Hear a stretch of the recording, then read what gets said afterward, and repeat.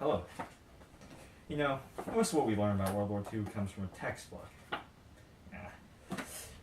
We can study all the pages of this textbook and never truly understand what a soldier's experiences in battle, on either side, whether the horrors that they can witness in front of their eyes.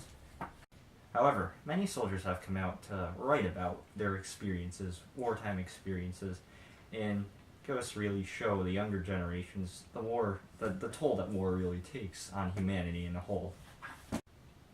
One story is a unique recollection of an Austrian teen boy fighting for the German forces during the Second World War. His point of view is the enemy's point of view. He was an honored soldier and fought bravely working telecommunications, but he was silently no supporter of Hitler or the Nazi army. He did also have a very important secret that separated him from his fellow army. Unlikely Warrior, a Jewish soldier in Hitler's army by Georg Rock, is a very powerful memoir that recalls Rock's teenage days fighting in a war that he couldn't fully understand among men who would have killed him had they known he was in fact part Jewish. He and his parents were also hiding many Jewish families in their attic, a severe crime at the time. Despite his mother educating him about the horrors that the Nazis committed, his call to duty in the war would ultimately have to protect his secret identity as well as the lives of others. The failure to do so would result in unthinkable consequences. Ultimately, guns and explosions aren't the only factors that affect Rock.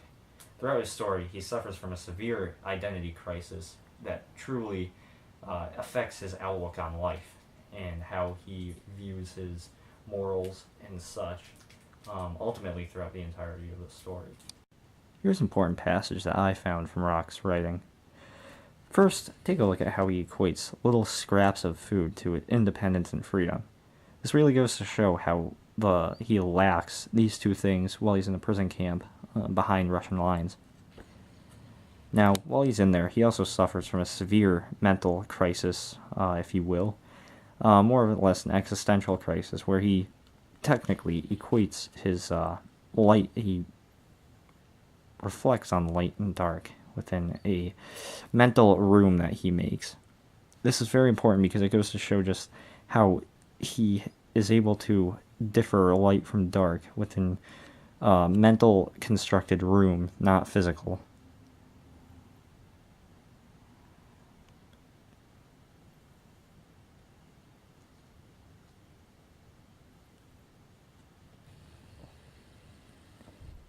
Notice how he also says, my mental constructions usually functioned perfectly.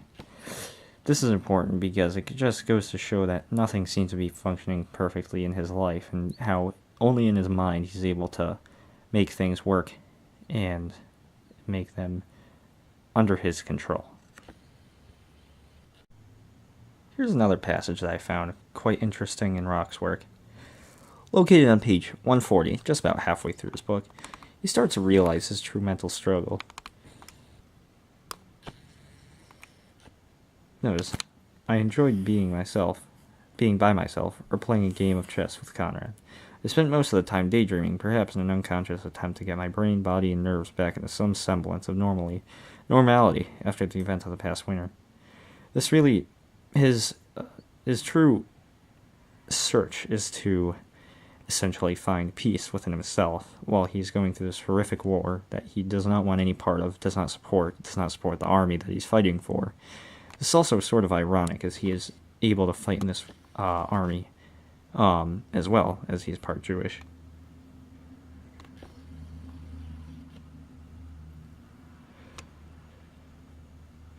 Notice also here how he says, from dead soldiers at a nearby field hospital, I obtained the few things one needs: pencil, paper, shaving soap, towel, and wash kit. This is interesting because he is basically going to his dead soldiers, dead men, and gathering things that he needs from them. This is showing the lack of humanity, truly, that Rock has to deal with beneath both physically and mentally.